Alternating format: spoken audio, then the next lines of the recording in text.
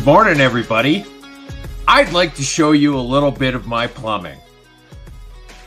This is the cover of the toilet tank in the downstairs. And if you look closely, it says, made in Mexico by American Standard. Seriously, guys, what the hell is wrong with you people? This is the part where everybody comes in. I mean, it's like show and tell with twos on today's Mashup. Mashup 128. Twos, while you're at it, check your mic settings. I want to make sure that you're hooked up to the right one. Either way. Are you still hearing me okay? Yeah, I can. I just wasn't sure if it was your mic or if you were just computer audio this morning. Yeah, you're fine. I guess you're on the mic. It just sounded a little different. Doesn't matter. Welcome to Mashup 128. How's everybody doing today? Twos, great to see you another week. Here we are. Yeah, absolutely. Good to see you, and not the way you had intended before the show started. Read the headline. Sean give a whole new meaning to UCP. I told Twos I had to go pee, and he says, I have to go pee. Watch this. And I'm like, what the hell? I showed Twos. UCP. Yes, I clicked on a video, put it up for Twos, and said, watch this. I'm going pee. And, of course, Twos comes back with a one-liner. Yeah. Anyways, Mashup 128. Here we go, folks. We got lots in the store for you today. Happy Airborne Friday to Jamie Sinclair and the boys. He was out in Ottawa. This week, Twos, I got to go to Carrot River. Shout out to Vern Crawford and his father, Bill Crawford, who turns 100 in January. He was a member of the 1st Canadian Battalion of Parachute Troopers, and that was pretty cool. I got to sit down with him. It was one of the legacy interviews I did, and talk to him about that. And, you know, after I found out he was a paratrooper, I called Jamie, and Jamie talked to him on the phone for a few minutes, so that was pretty cool. Now, all the people chiming in, good morning, guys. This is coming from life-loving mom and nurse on X. Hey, thanks for joining us this morning. If you guys are watching, you're on X, you're on any of the platforms, share, subscribe. We don't get anywhere with all you lovely people. Murray saying good morning. Leanne Taylor saying good morning. Good morning, everyone. Michelle, hey, guys, did you punt me last week, or was Facebook doing Facebook things to me? Facebook, no, the only Facebook people things. We punt off this are Oilers fans. Okay, sure. Just a reminder. Well, do you want to do community event call? I was just going to say, just a reminder that if you have any community events or anything like that, get ready to throw them in the comments at the end, and we'll read them all off. What's your reminder? Yes. I was going to say a reminder. Coots 6.5. No, you know, we're calling it the Coots. You know, we call it the Coots 6.5 now. It's no longer the Days. They've been sentenced to 6.5 years. That's Christopher Carbert, Anthony Olenek. Just a friendly reminder that, we're not forgetting about them. We have some updates on the Mashup. Of course, we have October 18th, BC live election coverage. It's going to be all over YouTube and Rumble and Facebook, Twitter, etc. We're going to be live here. If you guys want to watch election coverage that doesn't suck, if you don't want to see CBC trying to fill a bunch of dead air with a bunch of ums and overdrawn graphics, and you want actually people having fun, enjoying themselves, talking about these things as they unfold, this is the only place to get it. And then October 28th, we'll have Sask election, live election coverage. November 1st and 2nd, we're going to be Bonnie Sugar. Good morning to you. UCP AGM, November 1st, 2nd. We're going to be in Red Deer. And we got a hospitality room. Twos, it's at the casino. Please, I fill people in where this is at so that I keep getting Red Deer Casino. Hell of a spot, actually. I went and did a tour of it. So basically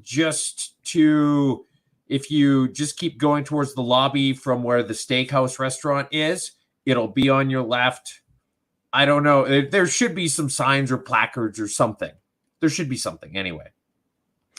November 5th, we have U.S. election live coverage that we'll be doing here as well. So we got plenty of stuff coming up here in the next month, under a month, I guess, that will be live, and you guys can follow along and make sure to pay attention for that. Anything else, Twos, before we get rolling? That's basically her. Here we go. By the way, looking forward to it. We'll have you on the big screen at Buffalo Party headquarters on the 28th. We may want to have a conversation with them. Yes, we should. Yes, we should. Michelle, yeah. We'll hook up something so that we can maybe have a live call in to there, because I think that'd be a lot of fun. If you're sitting anywhere in Saskatchewan or BC and you think you got some people that we should be talking to, let us know, and we'll do our best to get them on during the live. I wanted to bring up the SMP Mashup Twos collection. There you go. I'll toss it in the show notes. You can grab a shirt and wrap the Rooster Slurper. Okay, let's get on to Mashup 128. We got some headlines. We got a guest sitting in the back, so let's go. Welcome to Jasper, the carbon tax funeral pyre. Of course, we're talking the Jasper wildfire. We're going to welcome in Henry Seidlitz. Henry, how's it going, sir? Henry. Morning. Of course. Morning, you beautiful bastards. Henry's been on the podcast, and of course, he's a volunteer firefighter with the Lumsden Fire Department. Here to talk a little bit of Jasper wildfire. Boys, here, I'll just read off a couple things, and then you two can go at it. Jasper wildfire investigation reveals Minister Gabo's department prevented an entire team of firefighters from helping fight the fire. Firefighters were forced to watch Jasper burn because Parks Canada prevented them from doing their job. There's a whole bunch of videos out that break this down a heck of a lot better than what I just said. The other thing to remember is Parks Canada also installed fire hydrants in Jasper with different hookups than those in the rest of Alberta and British Columbia. Only 7 adapters were available to hook up fire trucks to battle the blaze, and worse, there was no secondary water sources to tap when hydrants went down. This debacle just keeps getting worse, and it keeps exposing it. Twos, Henry, have at her. Right off the bat, so my neighbor is he's got a buddy refurbishing an old fire truck right now, and so it's parked like 40 feet away from me. And when I first saw it, I went over there, and he's like, "Hey, do you want me to show you around this thing?" And I'm like, "Well, obviously, yes." And so we went through all of it, including where everything would hook up to the fire hydrant. And I said, "Oh, that's an interesting old fitting. Do you guys how often do you guys update them?" And he said they're standardized. You could drag one out of the bush from 100 years ago, and it's got the same threads on it now as it did back then, so that no matter where the truck ends up, no matter what hydrant it's parked in front of, there'll always be a mated pair, and you'll never have this issue. Now, that seems to fly in the face of what happened here at Jasper with their hydrants. Maybe you could expand on that right off the bat. Yeah, it's unfortunate that they chose the fittings that they did, but I know even within our small town of Lumsden, and it's just part of our standard operating procedures, there are some older fire hydrants that actually have a different fitting. So we do have adapters on our trucks, and depending on which one you pull up to, but that's just some legacy fire hydrants. So I'm surprised they had 7 crossovers though available that tie into these ones, but I think it's just poor planning and another example of in a federal park how they can fuck things up, right? Like everywhere else in Alberta is different than the fire hydrants in Jasper. Like what the hell's up with that? Yeah. Okay, and then them turning away guys at the gate. So there was a bunch of private firefighters who showed up to help out, and then they got turned around at the gate like they didn't have a park pass. Yeah. So when you're like a full disclosure here, I've never been involved in an incident response of this size and like where you've got contract guys showing up. But whenever you're not part of the incident command and you're assisting, and I mean these guys will call in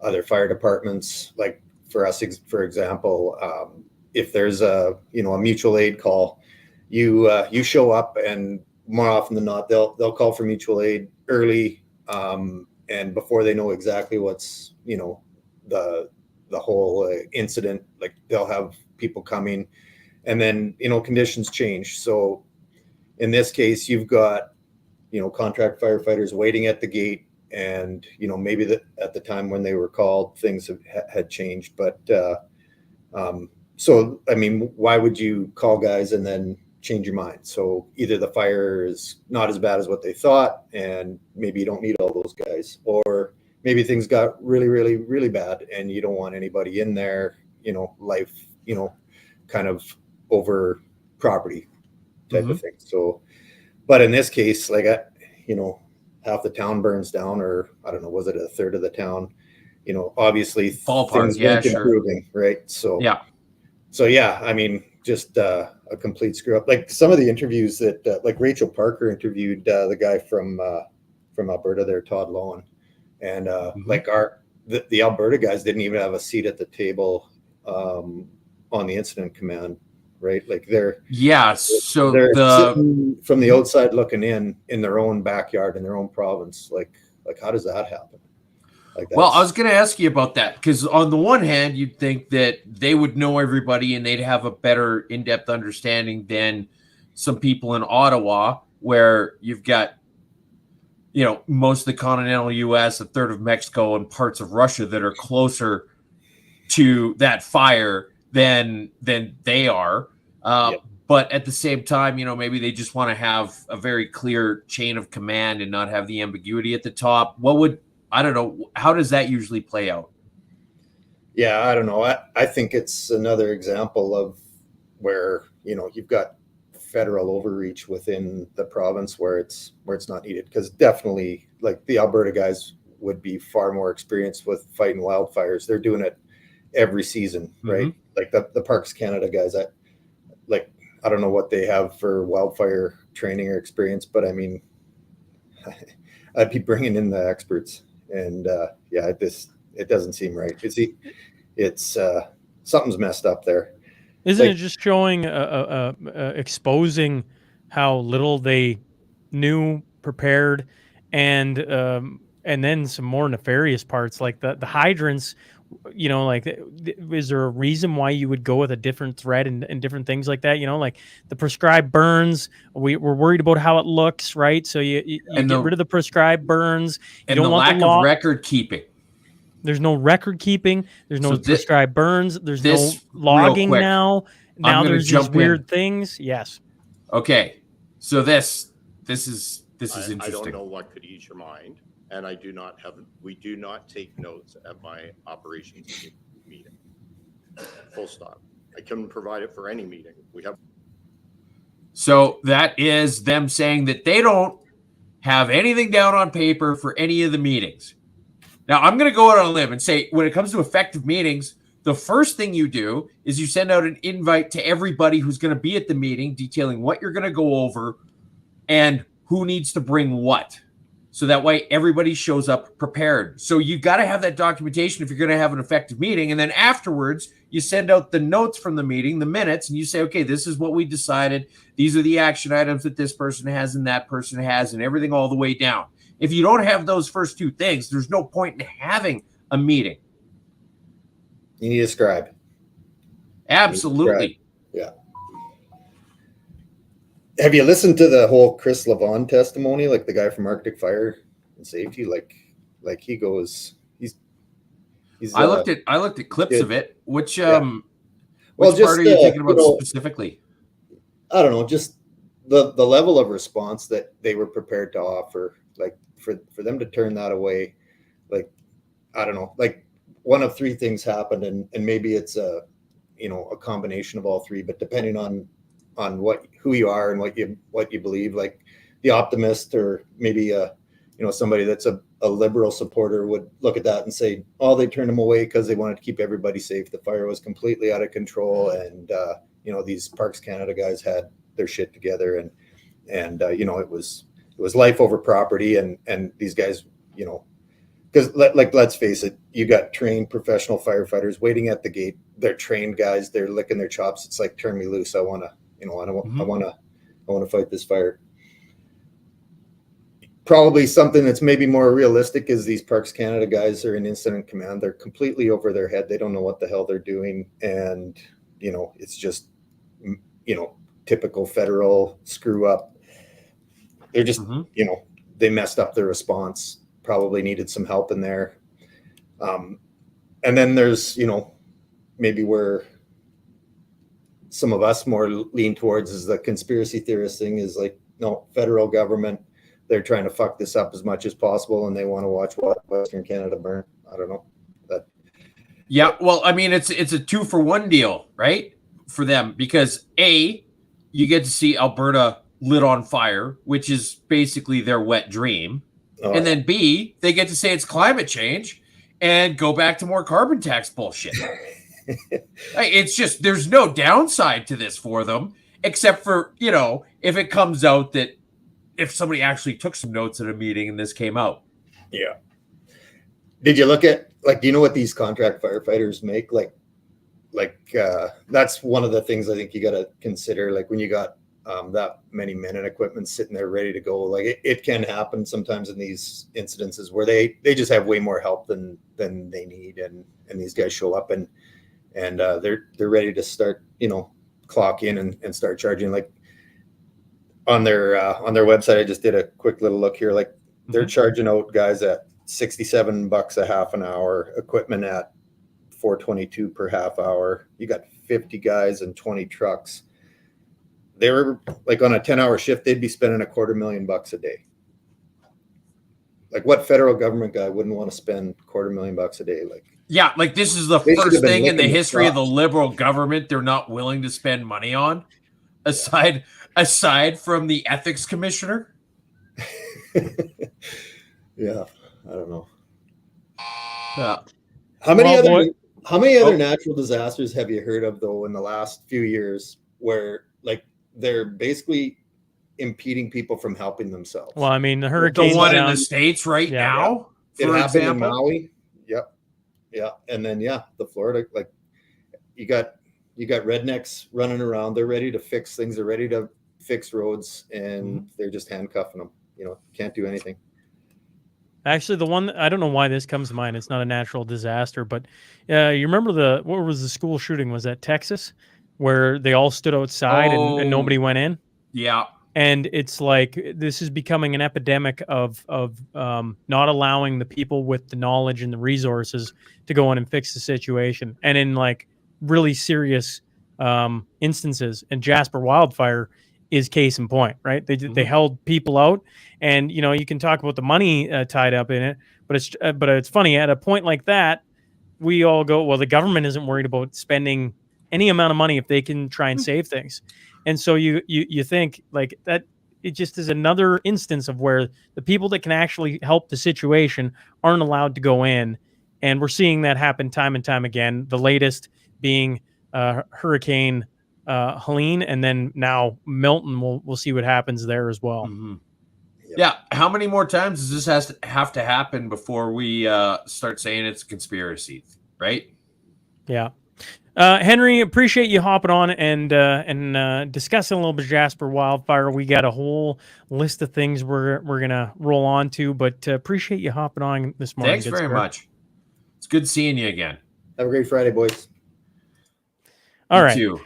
On to the next. Limp Bizkit sticks it in the record label's chocolate starfish. Limp Bizkit frontman Fred Durst has reportedly filed a lawsuit against Universal Music Group for $200 million over alleged unpaid royalty dues. So this is interesting. They basically, from the sounds of it, for about 15 straight years, were just sending them checks without any sort of, I don't know, verification. They just said, hey, you made this much money this month. You made this much money this month. And he said, oh, that sounds good. And this went on for quite some time. And then this totally weird thing happened with their software where there was a glitch and they accidentally shortchanged the artist $1 million. Which, I mean, it's weird how these glitches never go the other way, but I don't know. That just seems strange to me. And so anyway, that was when he started saying, hey, show me your paperwork on this. And they said, no, you made $783,000. Here, you made, this much, you made that much. And now he's suing them. And this article didn't get into it, but I saw another one where he had started his own label kind of under the umbrella of these guys. And that's the label that signed a few big names, like Puddle of Mud was one of them. And And so it's between not only the Limp Bizkit stuff, but also the stuff under that label. And the interesting thing was he said he never got paid a dime from them for anything from that label. And you think like Puddle of Mud came out 20, 22 years ago. That's a throwback. Puddle of Mud. Do you mean that you have been waiting notch. 20 years to get paid? And now you're just bringing this up? Like, the whole thing's weird. But apparently the music industry is just notoriously opaque as far as any of this stuff goes. And nobody really, you get a check and you're like, okay, I'm rich. Cool. And that's kind of as far as it goes. And so there's just a whole lot of nobody really understanding what the hell goes on. It's like, I don't even know. Nobody knows. It's like the government, except with more transparency. Yeah, and then Kelly Lloyd says accidentally on purpose. When it always goes that way, I think you're probably correct. Loose lips sink ships. The country of New Zealand, that's great. The country of New Zealand lost its first Navy vessel since World War II after the HMNZS Maui, a $100 million survey and dive vessel commissioned in 2018, ran aground, burst into flames, and sank off the coast of Samoa. Reports say after the ship crashed in the reef, it caught fire within 15 minutes and sank, which now sets up a potentially disastrous oil spill that could greatly harm the local reef and fishing ecosystem there. And as you can see in the picture, it's the Navy ship with the lesbian captain, who we all know is probably a DEI hire. Twos. I don't know if that's totally fair to think about, but yeah. Isn't it weird how this always seems to happen? I mean, we had the Banff wildfire last year at the Women's Firefighter Symposium Summit, and then this stuff, it just keeps piling up, and it just keeps piling up, and there's crazy people in the back saying, well, what if we just hired people based on merit? But the thing about it is that it is a gift that keeps giving, unless you're one of the fish who's about to be trying to live in an oil slick. But I mean, for the rest of us, it's absolutely hilarious. The comments on this thing were amazing. You got somebody saying literally a ship for mapping topography of the ocean floor. That's what this was. Okay. We need to tell where the water stops and where the ground begins so that ships don't go there. And this is that ship. But like, it's being ran by a woman, so obviously they got to stop and ask for directions on the way. And then you think, okay, well, yeah, now it's the double diversity thing because it's a lesbian and it's a woman, and now she's got everybody on the boat wet. And you got so you already showed that, but here's some of these comments. You got Scissor Me Timbers. Must have hit a dike. Sink the patriarchy. In her defense, she didn't know how to deal with seamen. And then here's Chuck Prodnick. Hitting curbs even at sea. Yeah, and I'm going to bring this back up because this is, the other side the commanding officer who's ordered to abandon ship is being praised for saving lives. But they kind of leave out the fact, everything else that we're having a little bit of fun with this morning. Like, it's like burning down the orphanage, pulling the kids out and telling everybody you're some big hero. Oh, man. Twos lives for headlines like that, folks. I don't think it gets any better than that. Let's make a deal. Today, Honorable... Well, here, I'm going to bring up the photo of her first. Here. We'll by the way, Kevin says still not touching this one. Kevin, I don't think you have to worry about that. She's not your type. Or you're not her type, rather. Okay, today the Honorable Francois Philippe Champagne, Minister of Innovation, Science and Industry, announced the appointment of Nancy Diesel as chair of the CFI Board of Directors for a 3-year term effective September 20th, 2024. You might go, why is this in here? Well, folks, why does she look so French? She's married to the leader of the bloc. So isn't it funny that in this minority parliament, where you've got the Liberals doing everything they can to just hold off an election for as long as possible, the wife of the leader of the Bloc Québécois gets this cushy appointment with the government. Oh, do you think that'll satiate him? Well, you know what? I mean, we really stand on our principles here in the Parti Québécois, and you know, we won't compromise for anything. We care about what's right for Quebecers. Well, I mean, technically, this is what's right for one Quebecer. But this is the chicanery. They can't make a deal in Parliament on the bills, which is a good thing, by the way. And so this is the consolation prize. I don't know if it's going to hold off an election or not, but I mean, it's interesting to think about. Here's Leanne. Definitely not a conflict of interest. And Michelle, nothing to see here. Exactly. Like this. Well, we've done as much as the ethics commissioner, at least too. We've exposed it, so that's that's something. The punishment is exposure. Are Kansas politicians importing new fees? I don't know why he's laughing so hard. Because last week when you called Arkansas Arkansas, and then you kept on talking about new fees in British Columbia. Oh, you're such a jackass. I didn't even catch it. No, all right. If you're new to the show, welcome to the fun. Twos is having fun this morning. All right. Do you want to show? Do I want to show what? Government report tells us what we already know. Twos is such a jackass. And okay, never mind. Eco Madman Stephen Guilbeault says the cons are lying about the parliamentary. Let's get to that second. Let's go through what the highlights of the actual PBO thing says first. Okay. Well, I'll pull that up here. Give me a second. Okay. So the PBO, I'm going to pull it up on screen so people can see it. The highlights, it says, considering only the fiscal impact of the federal fuel charge, PBO estimates the average household in each of the backstop provinces, that is, all provinces except Quebec and British Columbia, in 2030-31 will see a net gain, receiving more from the Canadian carbon rebate than the total amount they pay in the federal fuel charge. If I scroll down, it then says, in 2030-31, taking into consideration both fiscal and economic impacts, the PBO estimates that the average household in each of the backstop provinces will see a net cost paying more in the federal fuel charge and related goods and service tax, as well as receiving lower incomes due to the fuel charge compares to the Canadian carbon rebate. They receive a lower net taxes they pay due to lower income. Twos? Yeah. Well, here's the thing, and this is the important. It's literally the first thing on the page. Considering only the fiscal impact of the federal fuel charge. It's like saying, if I look only at a tiny piece of the puzzle, it's a small puzzle.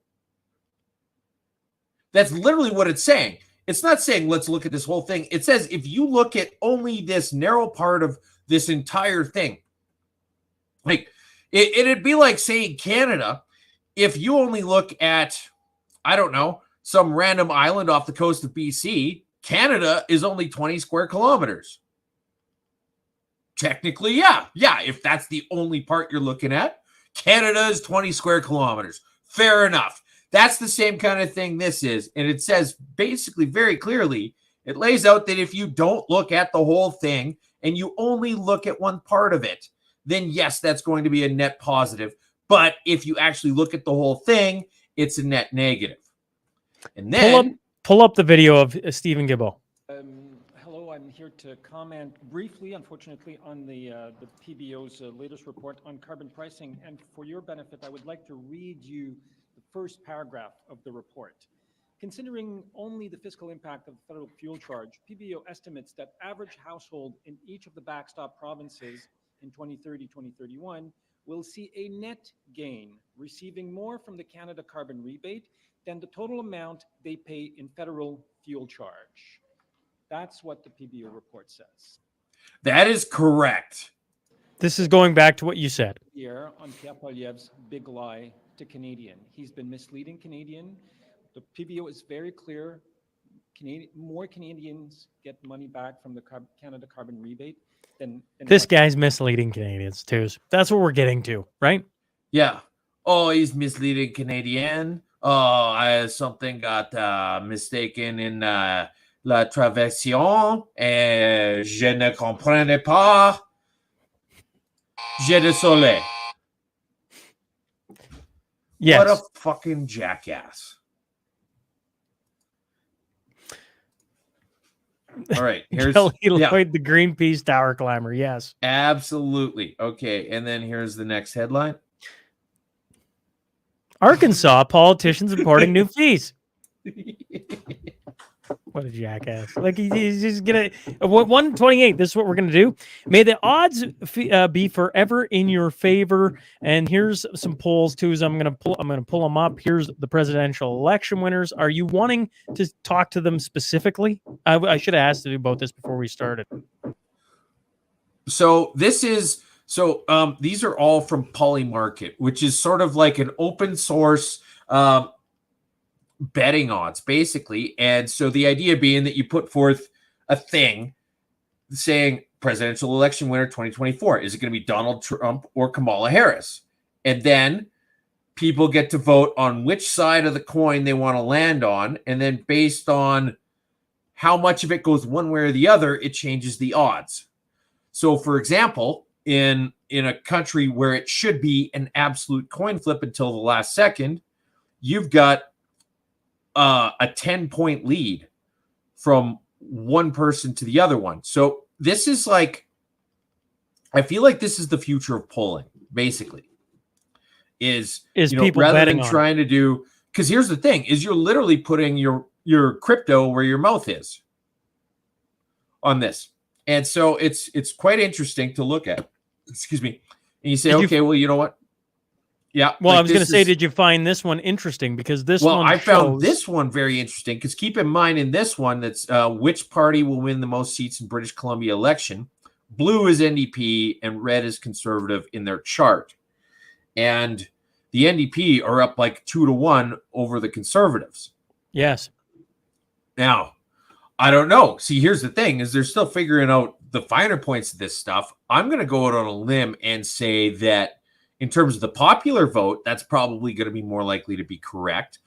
But you're probably underrepresented in rural ridings in things like this, which also would lend itself towards the first one being about Donald Trump 55, Kamala Harris 45, to that one probably being understating things a little bit. But here's where it's extra funny. Which party wins the most seats in Saskatchewan election?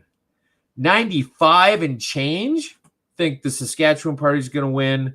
NDP 4% think they're going to win. But isn't this, if I'm understanding this correctly, this is, although it might be the future, this would be a certain segment of the population, would it not?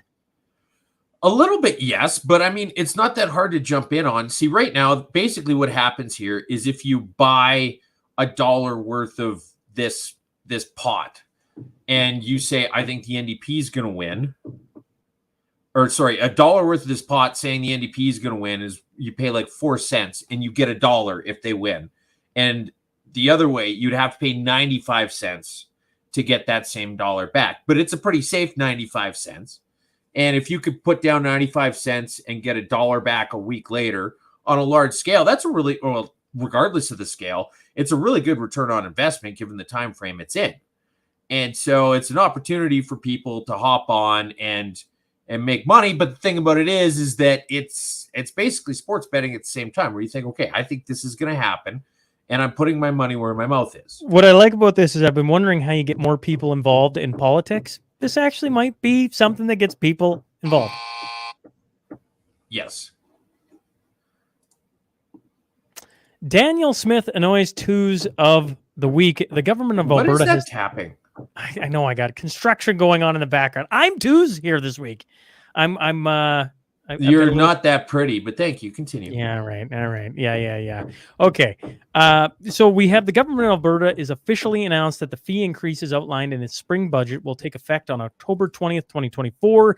These changes will have a significant impact on real estate transactions as amendments to the Land Titles Act and the tariff of fees regulations into force. While a flat fee of $50 for land transfers and mortgage registrations will remain unchanged, the more critical aspect of the new regulations is the adjustment to the variable fee structure, which is now being replaced by a levy. So there you go, twos. There's more fees coming in. It's not a fee, it's a levy. It's not a tax, it's a levy.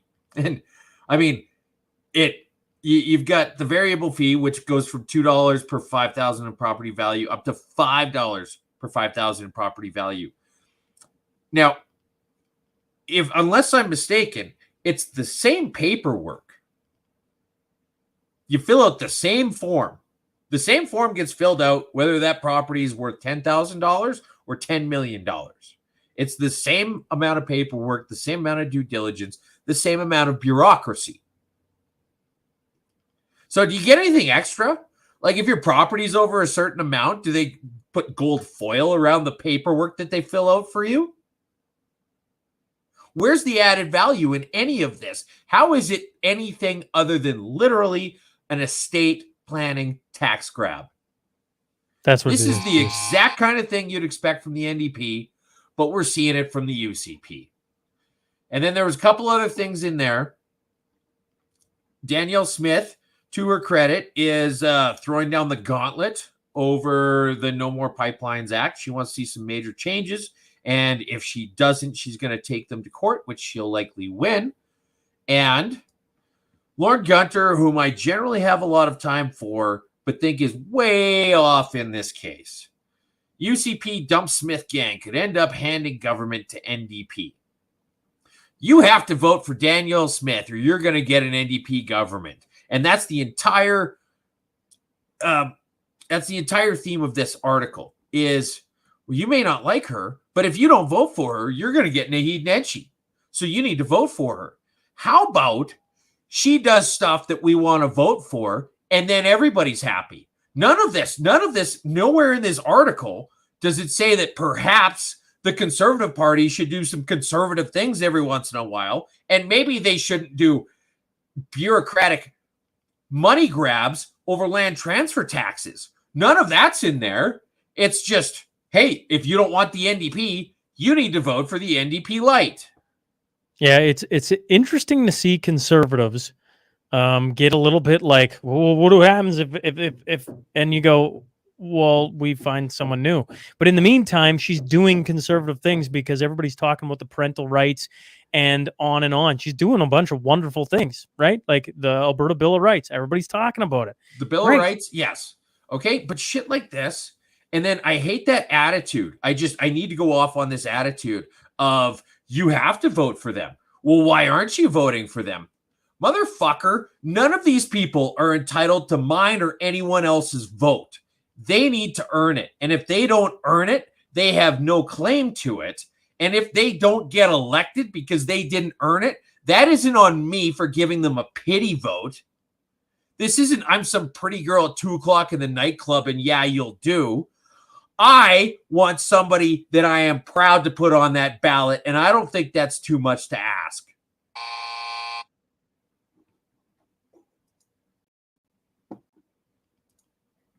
Hot Wheels.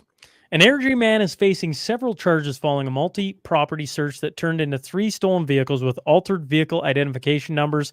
Police executed search warrants at 3 locations in Calgary and Airdrie, 2 of which were international motor car dealership locations. Search of the dealership resulted in the discovery of stolen vehicles. These vehicles have been sold or were advertised to be sold by the dealership. I scrolled down a little further, and the owner of the dealership, Brooks Stella, 26 of Airdrie, is charged with money laundering, possession of property obtained by crime, etc., etc., etc. This tacked on to the one we read last week. You know, I'm like, okay, the cops went out last week and took back stolen vehicles, and you go, well, maybe it was shady, right? You paid $25,000 for a vehicle you knew was $50,000, and it was in Kijiji, and you go, you should have known better. Okay. This is a dealership now selling you stolen vehicles. Dealership. And if you take what the Ontario police did last week, how the heck does a consumer know if they're getting what they're getting? And even if they have all the bills and everything, what we're learning is the government can just walk in and take back anything they want. Anyways, this is a crazy story on the heels of the last one. This exact thing happened to my uncle in, I don't know, the early 90s or something like that, maybe late 90s. He bought this car in the 80s. He'd had it forever. And then And then my cousin had it and got it towed or something like that. I can't remember. I think he had it parked illegally and it got towed. And then when it went to the impound, it came out that that car had been stolen and then had gone to the dealership. My uncle had bought it from the dealership, had it for at least a good decade, and then was like, this is a stolen car. You can't have it. And so like this, they literally had this at a dealership. So imagine you go into a dealership, an actual place like brick and mortar. Where's the safe place to buy a vehicle? You go to the brick and mortar store and you go, okay, well, everything's on the up and up. This is showing that is. I mean, this whole thing is fucked. The one of the places in Calgary, they got evicted for not paying rent and other undisclosed expenses. This person that's going to court is a 26-year-old who owns 3 car dealerships. How many 26-year-olds do you know who own 3 car dealerships? I mean, not anymore because they're closed down, but who did own? And really looking forward to their day in court so that they can proclaim their innocence. I don't think they're getting out of all of this. There's way too much greasiness happening here.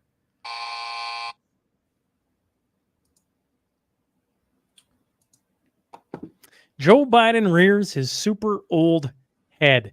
Twos, I think you got some videos that we're going to show on this. Yes, you betcha. So this one's from, this is a, time lapse. This is one of those, here's what they said before and here's what's going on. Stephen Colbert, I think you're going to like this. Think about the sheer number here. 545 kids. That's not a child on a milk carton. That's the whole dairy aisle. And yet there are still people who haven't made up their minds. There are still people who are going to vote for him.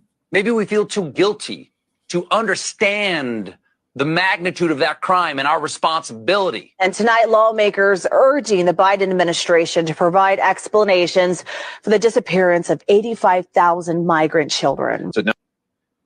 Yeah, it goes on with just more about how many children have gone. But yeah, 500 kids is a big deal. And I completely agree with that.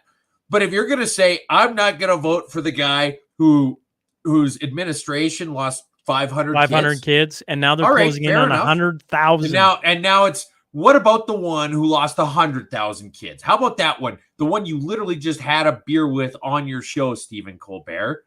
Where's your opinion on that? And then this is a prof who's been put on administrative leave. Imagine saying this at a regular ass job and just being put on leave. But here's him speaking to a bunch of kids. Guys are smarter than girls. You got some serious problems. That's what frustrates me. There are going to be some males in our society that will refuse to vote for a potential female president because they don't think females are smart enough to be president. We could line all those guys up and shoot them. They clearly don't understand the way the world works. Did I say that? Scratch that from the recording. I don't want the deans hearing that I said that.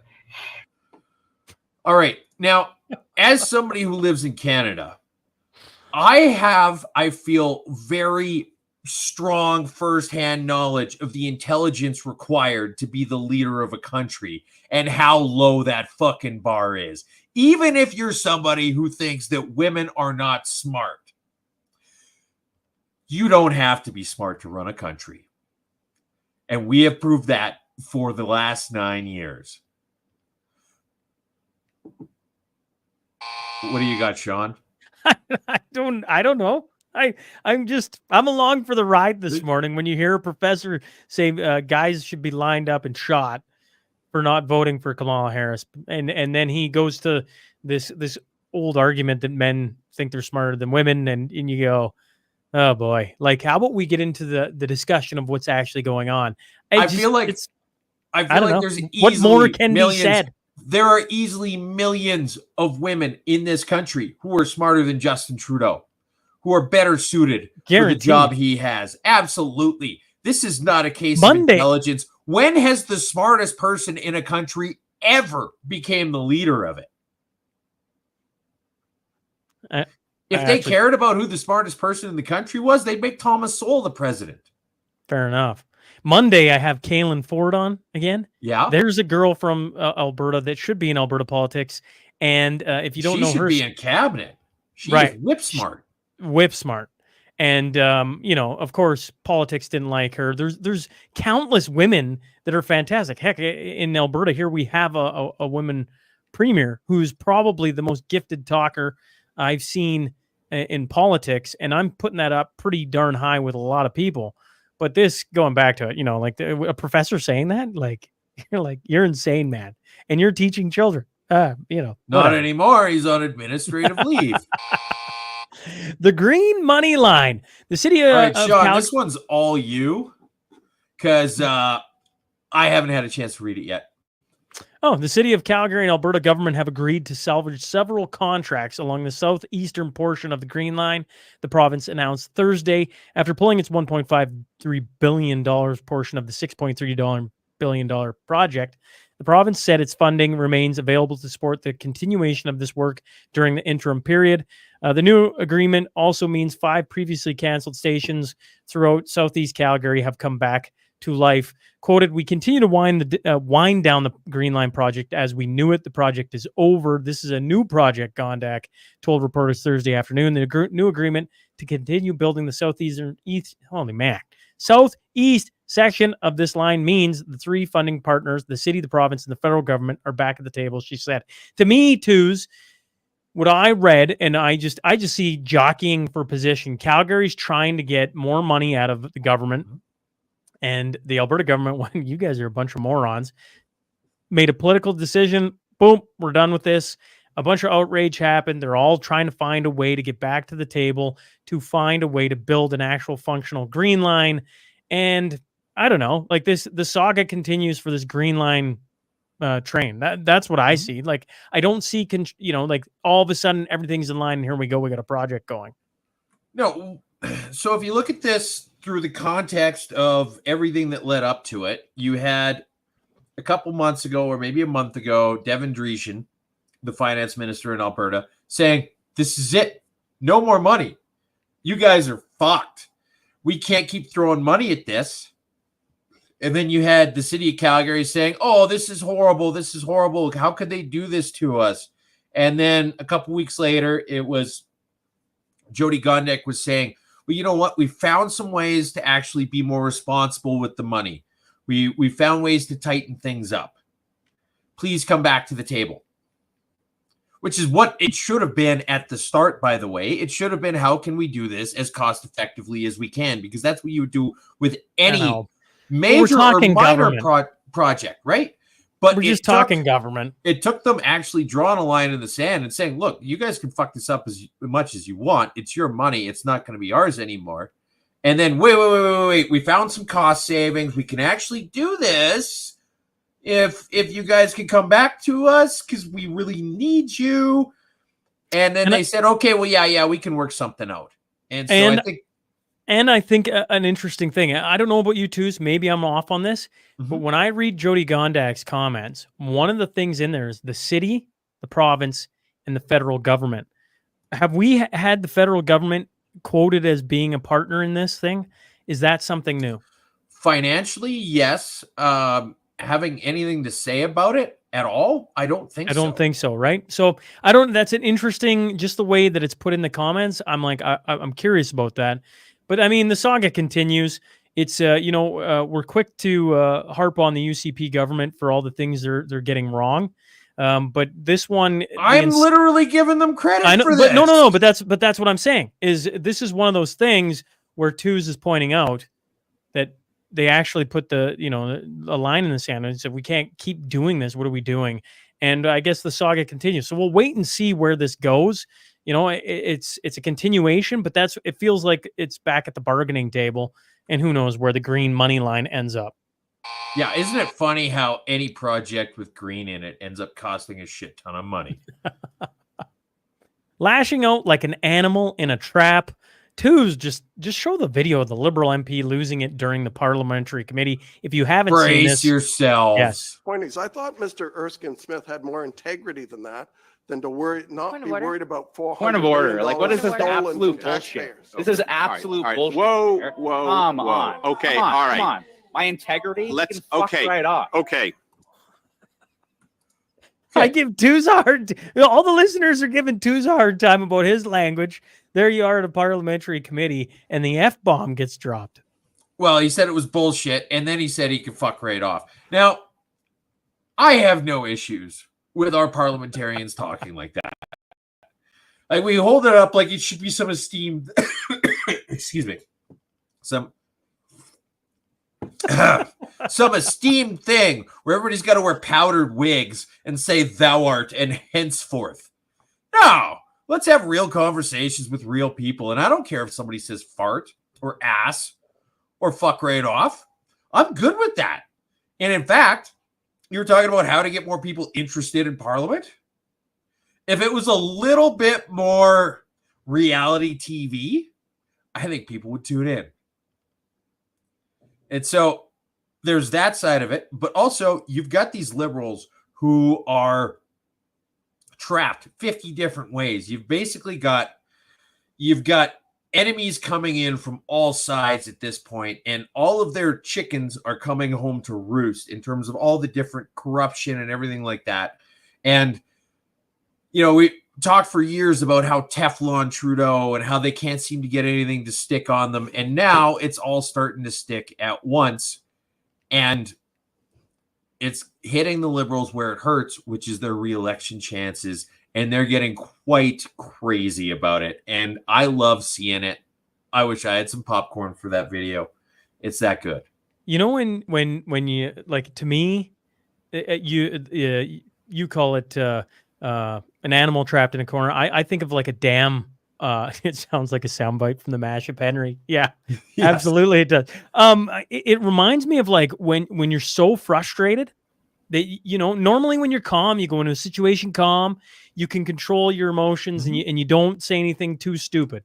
And that clip right there is, you get off center, you get frazzled, and then you just all of a sudden you losing explode, and you know 2 minutes after he's gone, maybe it's 10 minutes down the road, he's like, oh man, I shouldn't have done that.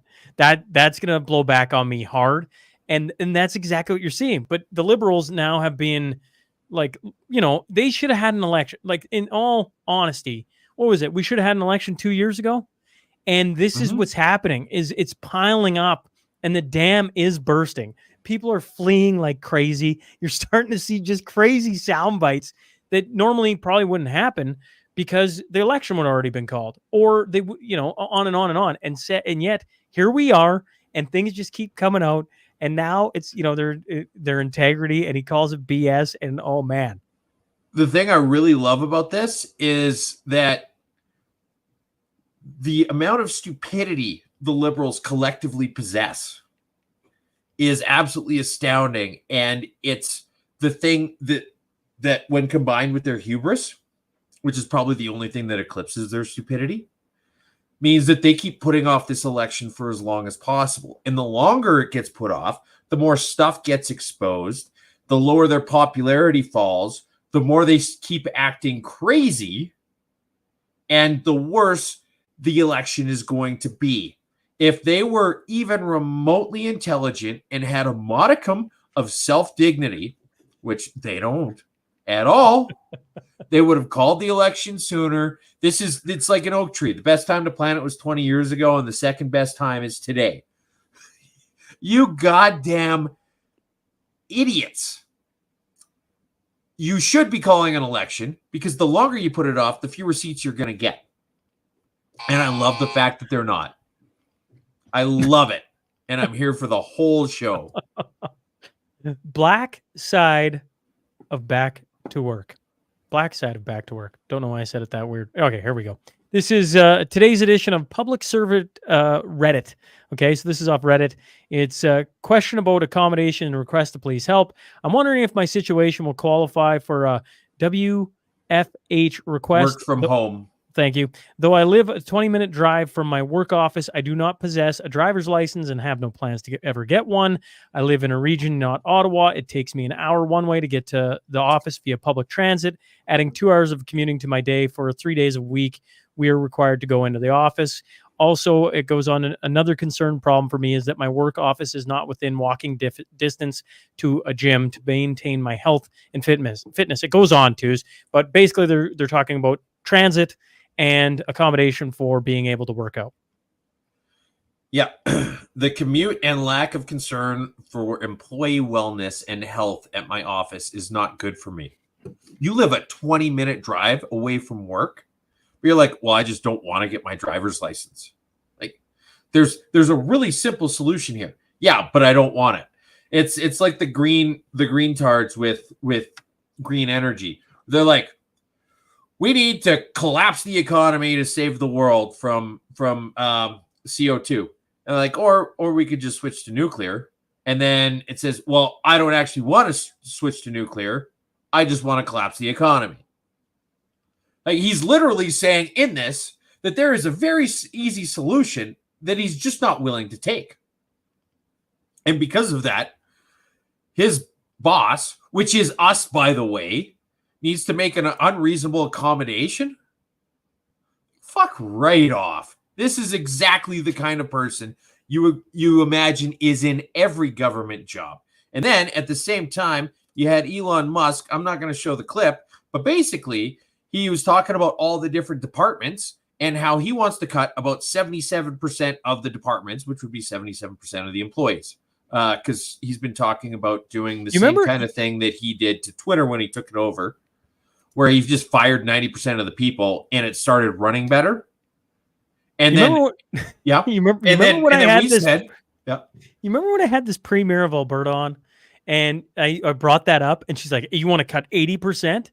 And I was like, "Well, no." I'm like, that's a low number. You could get that higher. Well, I'm chuckling at that stat, 77%. I wasn't that far off on what Elon Musk is talking about, and you wonder. Well, I guess we'll wait and see where that clip goes, because I was like, it was a stupid thing to bring up, Sean. I beat myself up about it because I was just, I was happy with 10%, 15%.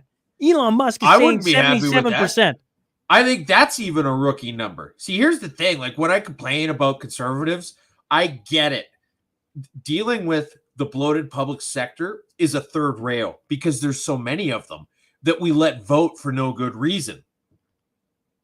And because they've got too much of there's too much of a conflict of interest. There's a conflict of interest when you're voting for your own job. And so anyway, like, one of these days, we're going to have to address the fact that we pay the public servants shit tons of money for zero results with zero accountability and infinite benefits. And someone's going to have to stop that at some point. And the fact that we can't even get a premier to say, well, you know what? There probably are a couple departments that could lean things out a bit. That would have been nice to hear when you said that.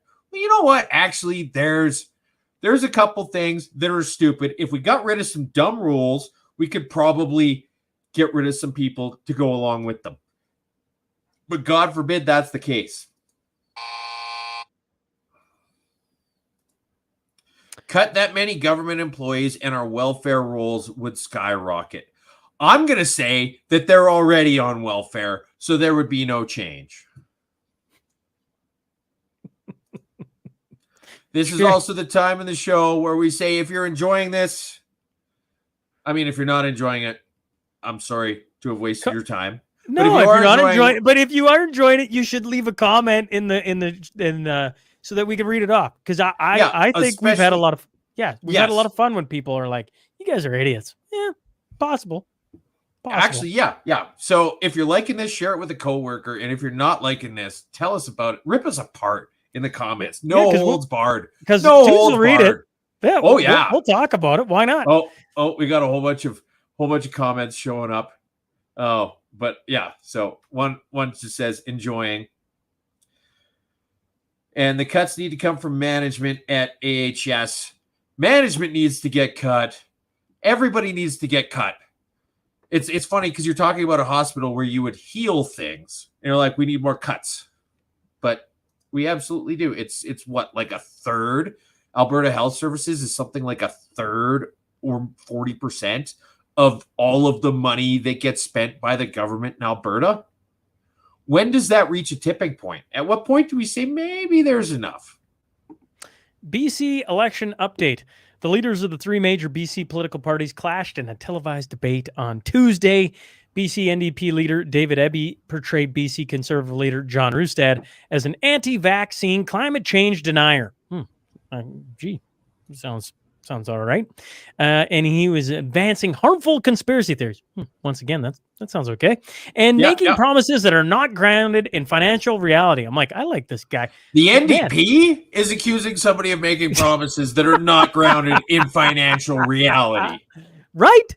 Oh, no, and Roustad said 7 years of NDP rule has created a province where tent cities have proliferated, crime is on the rise, people can't afford a home or get basic health care, and can't even drink from plastic straws if they want to. I don't know. It seems so clear to me, it's not even funny at this point. Well, the funny thing is, I love John's approach to this campaign. He's saying, well, what are the things the government does that everybody hates? And what if we just ran on a platform of not doing them anymore? Like, oh, everybody hates paper straws? Okay, well, what if, just bear with me here for a minute. You folks might want to be sitting down. What if we got rid of the paper straws that everybody hates? Okay? And then there's lots of tent cities. And David Eby's solution is probably to say we're going to put a solar panel on the roof of every tent. But meanwhile, John Roustad's like, well, what if we did some stuff with the economy and got rid of the drugs so that we didn't have a whole shit ton of people living in tents? And they're like, oh, he's an extremist. While everybody's locked down and Bonnie Henry's trying to save lives, Bonnie Henry, who literally a month ago ended the official COVID season lockdown emergency. The official COVID emergency ended in BC a month ago. That Bonnie Henry, while she was out saving lives, John Roustad and his party were donating to the Freedom Convoy. You don't even understand how much you're doing the work for him, David. You're just an idiot. And like I said, you read the article, it's like, I know who I'd vote for. But hey, that's me. That's me. Yeah. Saskatchewan election update. Okay, we're going to go to Mr. Crumsworth on Twitter. Here, I'll pull it up. It says, don't elect socialists. And what he's got quoted. This is from the NDP's constitution. New Democrats seek a future that brings together the best of insights and objectives of Canadians who, within the social democratic and democratic socialist traditions, have worked through a farmer, labor, cooperative, feminist, human rights, and environmental movements, and with First Nations, Métis, and Inuit peoples to build a more just, equal, and sustainable Canada within a global community dedicated to the same goals. I need to point out that was one sentence. Twos would not approve. Leave it to dudes to pick on the grammar of this statement. Well, I mean, seriously, like everything with these guys is inflation, even their sentence structure. But yeah, the highlighted part, social democratic and democratic socialist traditions. Just the redundancy, the stupidity, it just piles up. You love to see it. The NDP, Sean, are not a serious party. And by the way, I just want to point out that there hasn't been a whole lot of super interesting things going on. Everybody's going around door knocking and stuff. But as far as the Saskatchewan election goes, there hasn't been a whole lot of fireworks. There hasn't been a whole lot of crazy stuff going on. BC is having way more fun with their election than you guys are. And I'm a little bit disappointed. Anybody know here, before we switch on the Sask election cover, so BC had their big debate. Is there a leadership debate happening in Saskatchewan? Does anybody know? Like, I'm really curious. I'm like, are we missing an opportunity here? Because like in Alberta, there was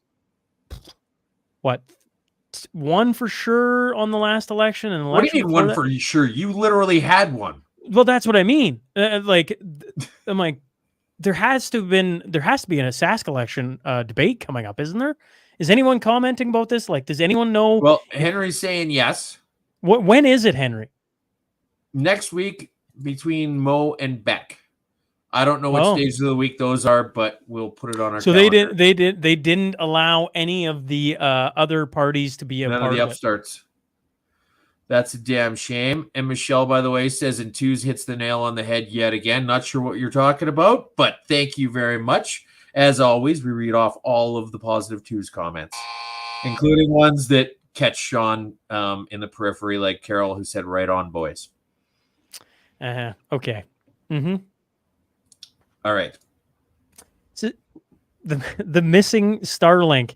As Hurricane Milton wreaks havoc and destruction through Central Florida, the recovery from Hurricane Helene is long underway from over in the rural southeast. But one good news story is how Elon Musk's Starlink satellite service has rescued cell phone and internet services in rural counties that desperately need it. Private groups in the Federal Emergency Management Agency, FEMA, in recent days have deployed more than 1,000 Starlink terminals to restore internet services in hard-hit areas of Appalachia. The Federal Communications Commission has also given Starlink the green light to test a direct-to-cell service to broadcast emergency alerts. Mr. Musk says Starlink will provide temporary free satellite service in affected areas. He's doing this even though FCC last December yanked $885 million grant for Starlink to furnish high-speed internet to 640,000 rural homes and businesses, including the very counties where FEMA is now deploying Starlink satellites. This almost could be the happy news. So he got a government grant to put in a bunch of Starlink in urban areas because it was cheaper and more cost effective. I'm starting to sound like the NDP here. It made more sense than running fiber optic. And then they pulled the grant because he bought Twitter and gave everybody free speech. Allegedly. I don't know. I'm just presuming. And so anyway, he gets blacklisted off giving all of these people internet who are affected by this hurricane. And then the hurricane comes and everybody's fucked because they can't line up any emergency services or anything else like that. And he just airdrops a whole shit ton of Starlinks and just says, here you guys go. The internet's free for the next month. So he goes into a place that kicked him out. Not the people, mind you, but the bureaucrats kicked him out. He goes in anyway, gives them all free Starlink. It's up and running. This is the kind of success story you like to hear, where he's not doing it. Like this is the exact stuff that he didn't get the money to go do, and he's just doing it anyway. This is the kind of great publicity you want to see. Do you remember, speaking of Jasper, when we were talking about Jasper, there was that, I think it was a Calgary company that had that new experimental foam, and Yes. they were just waiting to go out on it, but the Alberta government, I think it was, I'm just doing this off the top of my head, I think it was the Alberta government hadn't signed their contract yet, and so they didn't go to help put out the fire in Jasper. You thought the company with the spray foam or the type of technology should have just went and given it to them for free. And the amount of positive publicity they got, and You're the seeing amount it of with Elon Musk. gratitude, you're seeing this exact same thing happening. It's almost the mashup effect. It's almost, not quite, but yeah, that was the absolute right thing to do, and it's working out well for him. Here's a bit of the mashup effect as well. This is Sean Davis saying, "Why are you spending $7,000 per home when Starlink costs $300?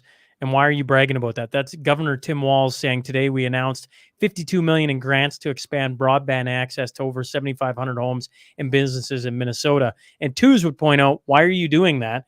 We've talked about it here in Alberta. Here's another spot in a different part of the world doing the exact same governmental thing and not thinking, not even outside the box anymore." Twos. I think it's, like if you talk to the people, the people are all going to Starlink because it works.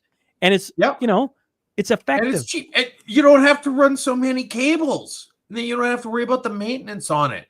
It just, it solves so many problems. It's funny. Like even, I was listening to Canadian History X podcast, and he was talking about the Borden Bridge. So more or less right between Saskatoon, North Battleford on Highway 16, you've got the two bridges on the 4-lane highway. And just to the south of them, there's what the old bridge used to be.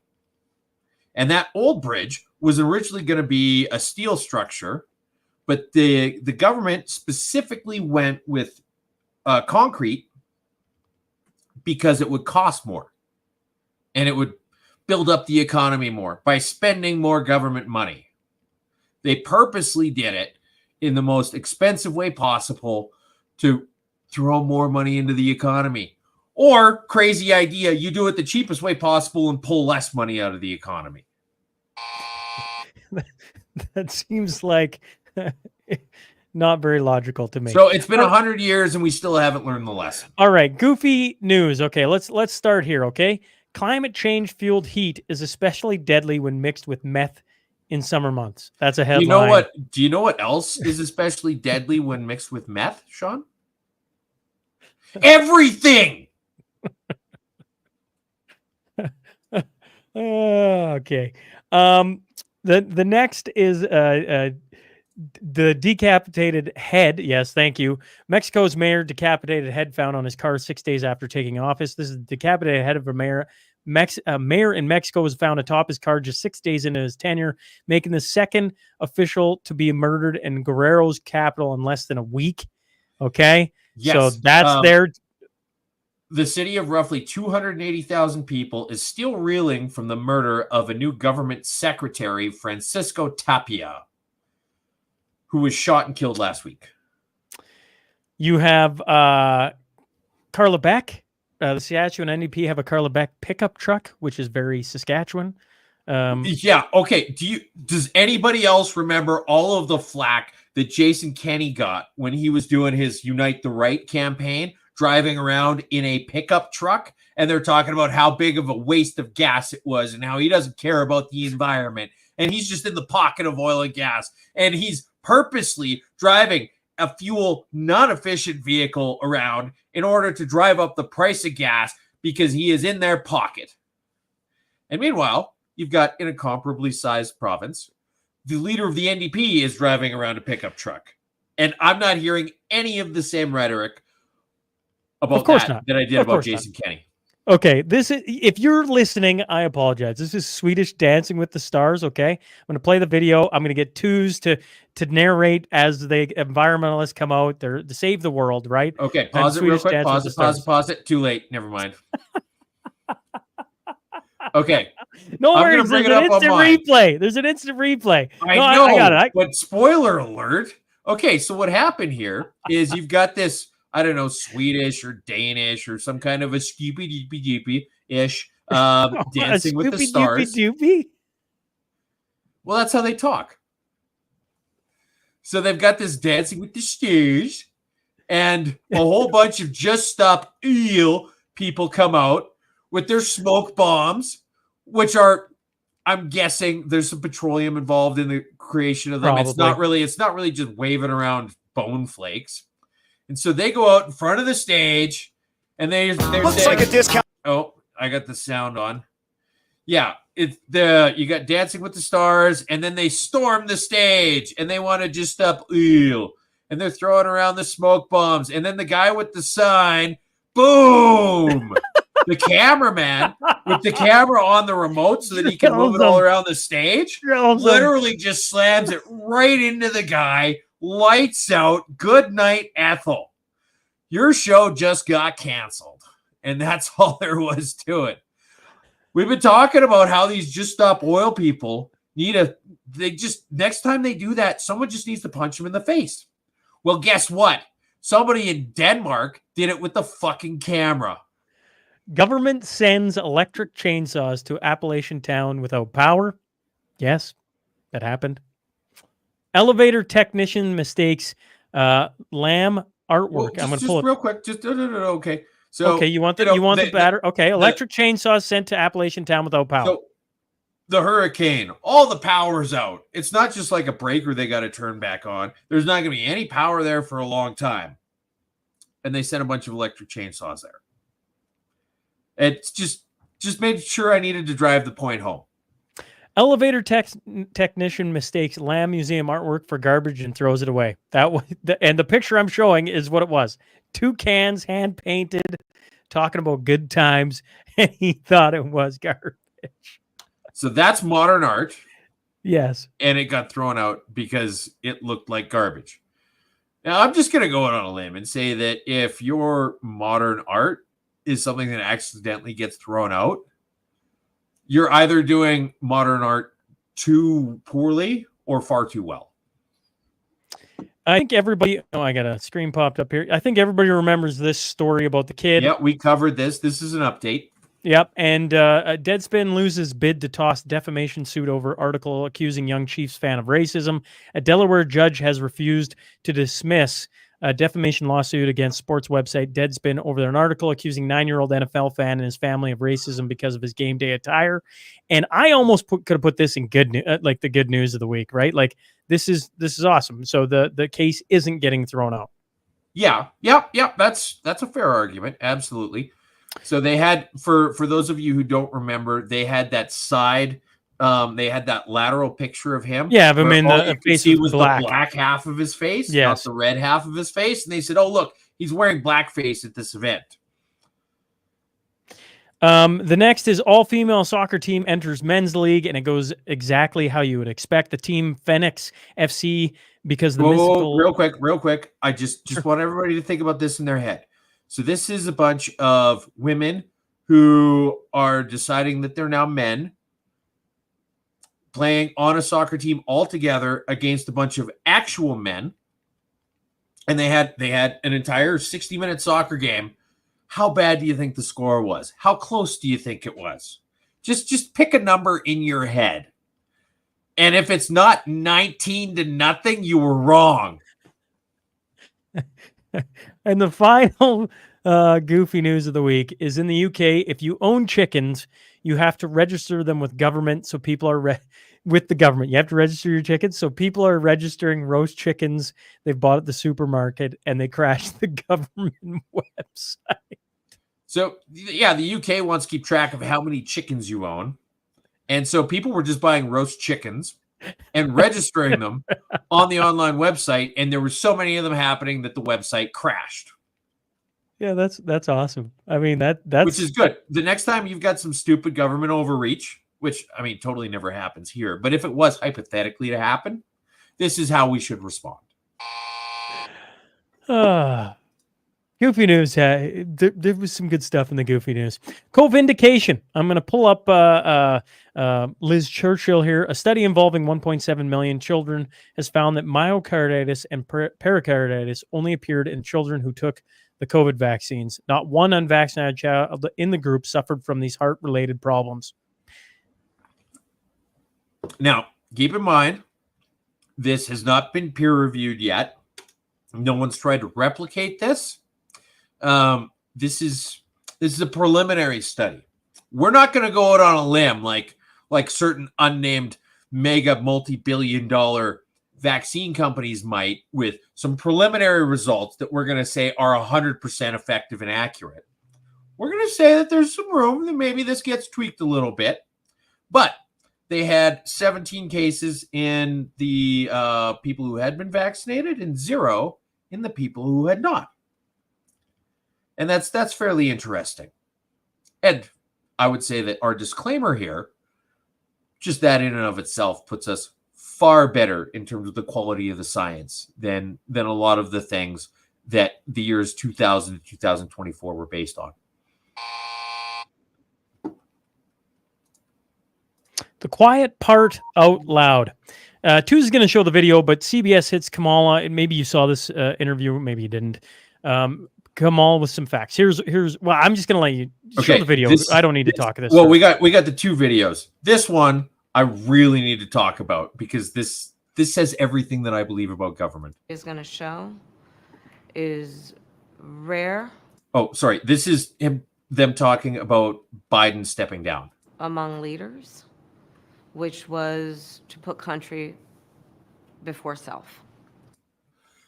It's rare among leaders to put country before self. That's basically the theme of the mashup when you think about it.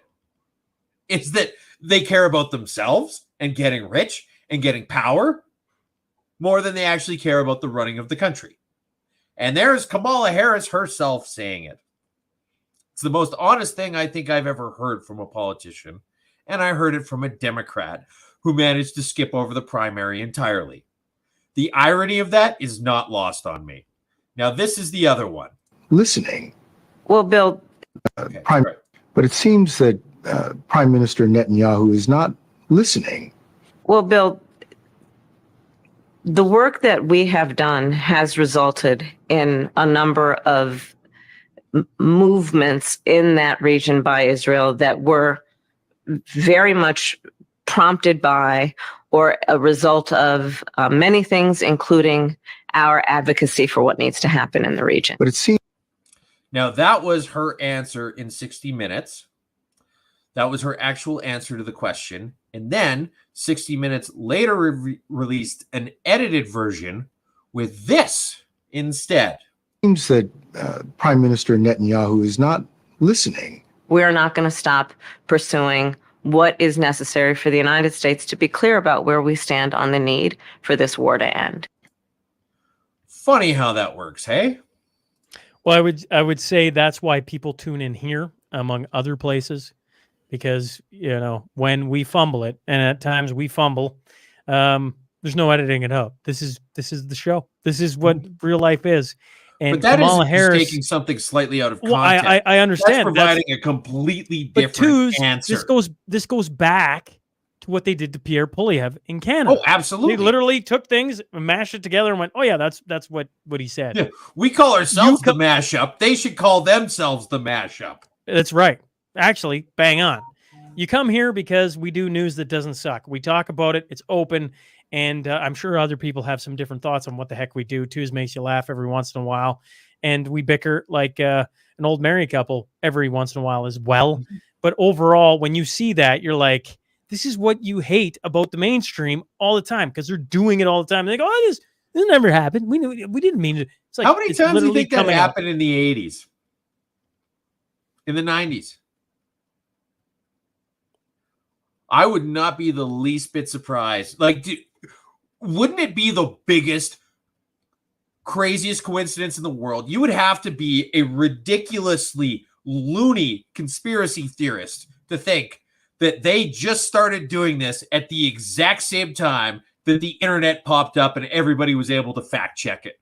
Like, could you imagine how inconvenient that would be if you're like, well, we've been honest for the last 100 years. I think we're going to start lying. And then at that exact same time, people were able to verify that you were full of shit. Happy news, folks. Calgary police revenue from speeding tickets enforcement down 13 million from 15 million this year. The significantly 15 million. Sorry, yes. The significantly lower than expected fine revenue comes nearly a year after the Alberta government vowed to remove photo radar traps from the Calgary Ring Road. Yeah, so this article goes on to talk to various people in law enforcement and actually had a pretty good quote from, oh shoot, I can't remember which guy it was, but and it's decided to lock me out of the paywall, so I can't look it up real quick.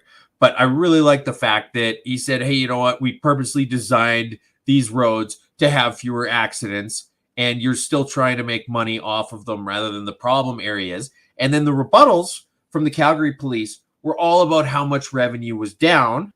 And they talked about, without substantiating it, they talked about initial accident reduction. They said, oh, well, you know what? These during the time that these speed traps were up, we saw, I think it was like a 25% in terms of one type of accident. And then also right angle accidents were down 50% in intersections where they had speed trap cameras and stuff. And they not once said, and these have been up for a year, not once did they say, well, since we took these off of the ring road, the accidents on that ring road went up 17%.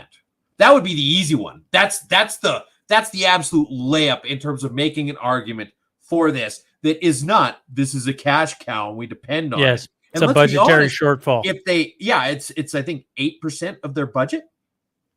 If the minute they started doing this from the get-go, all that money went towards parks or rinks or children's clubs. People would pay the fines, yes, or something like that, right? If all that money went towards something like that, and they said, "Look, this is important, and we need to bring it back," you'd say, "Okay, well, yeah, they have an altruistic interest in this." Instead of being like, "Well, no, you guys are just broke and you're trying to fleece everybody, you dicks." What were you saying?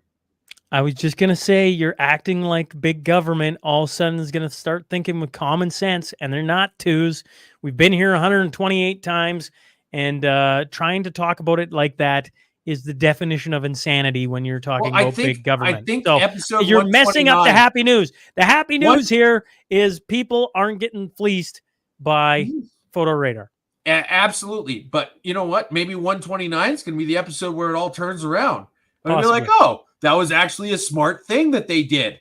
I'm not going to hold my Maybe it's breath. going to be in Argentina. I'm not going to hold my breath. Argentina? Community notes, twos. Community notes, community events.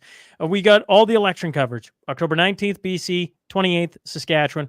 1st and 2nd, we're in Red Deer at the UCP AGM. November 5th is the United States election. We got a busy, busy month coming up here on the Mashup. We hope you all join us. Anything else from your world, twos? That's basically it. I didn't see anything popping up in the comments, and I don't know of anything happening around my neck of the woods off the top of my head either. May 10th, the Cornerstone Forum is returning. It is coming to Calgary this year. Finally, we get to hear about it. Yes, and well, it's going to be at the Winsport, and you're going to see some of the faces from last year. Tom Luongo, Alex Cranier, Chuck Prodnick are going to be there. Chris Sims is going to be one of the guest hosts. Tom Bodrovics from Palisades Gold Radio is going to be one of the guest hosts, and we're going to be announcing a few others. We're going to have a trade show there. So expect lots of different things coming from the Cornerstone Forum as we inch closer to it. More things coming out about that. Are you feeding everybody there? Yes, it's going to have lunch, supper as well. I can tell you right now that the food at Winsport is bomb, and they have really good bacon. By the way, their bacon facility. Is super good. Beautiful facility. Anyways, that's going to do it for us. Mashup 128 twos. Get out of here, folks. We'll catch up to you. Happy Thanksgiving, everybody. Next wait, week. Wait. Henry at the buzzer. Lumsden Fire Department Community Appreciation Gala fundraiser, November 16th, Lumsden Community Hall. There you go. I'm not exactly sure where the community hall is in Lumsden is, but if you take 2 lefts off the highway, you'll have driven past it at least once. Happy Thanksgiving, everyone. Twos hit a nail on the head. Happy Thanksgiving to you, twos, and to your family and to everyone else. We'll catch up to you on 129. Until then, folks. All right.